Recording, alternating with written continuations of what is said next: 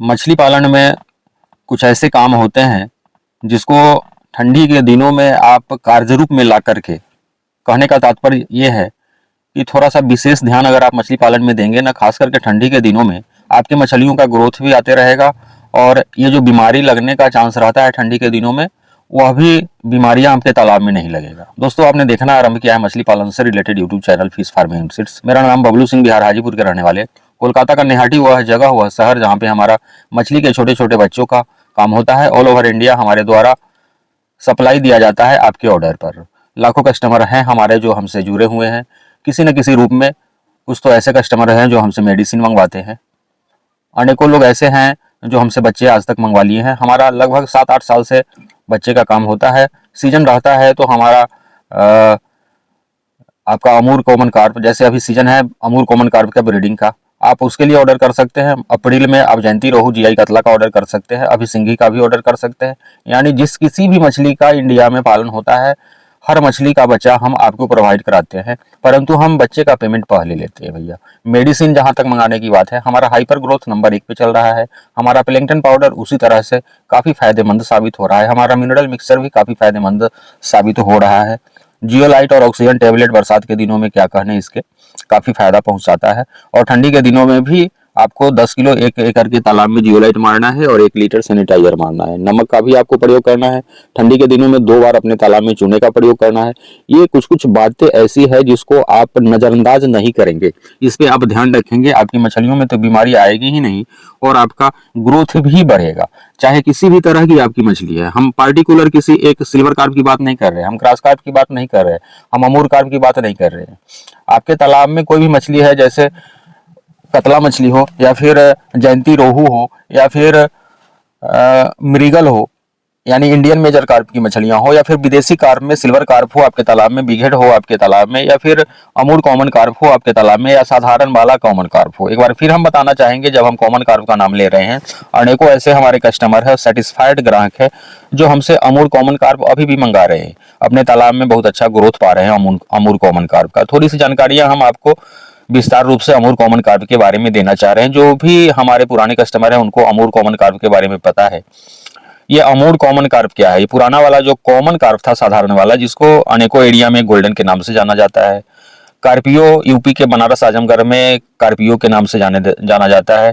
बिहार के दरभंगा मधुबनी एरिया में कमलकांट के नाम से इसको जाना जाता है। पेटली के नाम से भी छत्तीसगढ़ वगैरह एरिया में इसे बोला जाता है। अनेकों नाम है इस कॉमन कार्प का, उसी का हाइब्रिड है अमूर कार्प, यानी अमूर कॉमन कार्प। ग्रोथ काफी फास्ट होता है इसका। और ये जो साधारण वाला आपका कॉमन कार्प था ना, इसका पेट बहुत बड़ा बड़ा निकल जाता था, काफी अंडे हो जाते थे, आपका तालाब न चाहते हुए भी असंख्य बच्चों से भर जाता था।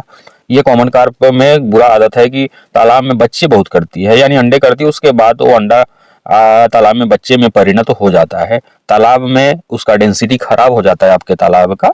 तो आप अमूर कॉमन कार्प का ही बच्चा डालिए अभी, अगर आपको डालना है नेक्स्ट कल्चर के लिए, आपको नर्सरी में अगर इसको स्टोर करना है, या फिर आपका तालाब खाली है तो आप बड़े वाले तालाब में भी अमूर कॉमन कार्प का 1 इंची का फ्राई साइज का बच्चा दिए हुए नंबर पे संपर्क करके आप बुलवा सकते हैं, मंगवा सकते हैं हमसे, है ना। और बीमारियां नहीं लगे इसके लिए हम जैसा कि बताएं, नमक का प्रयोग करना है आपको तालाब में।